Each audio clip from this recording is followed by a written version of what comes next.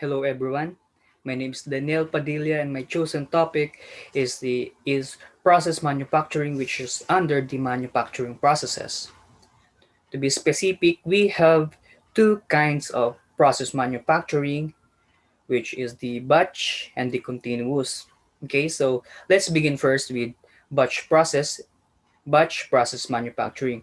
Anyways, to enlighten you guys, the batch process manufacturing, also the discrete process and the job shop process are almost the same or analogous to each other.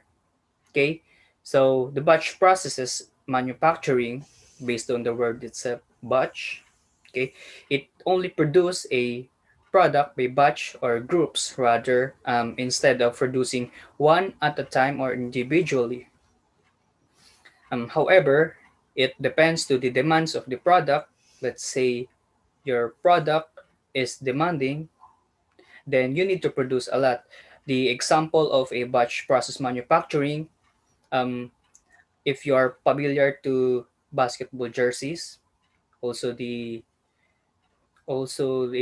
batch of customized cakes.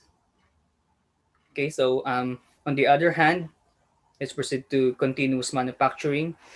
Continuous manufacturing processes is also analogous to repetitive. Okay, so because whether your product is demanding or not, then you still need to produce more and more. It has no specific target to reach, but the production is continuous. So the example of this product is the gas and the liquid.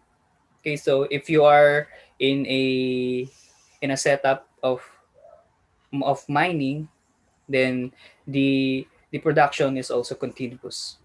So I hope we are clear. Thank you.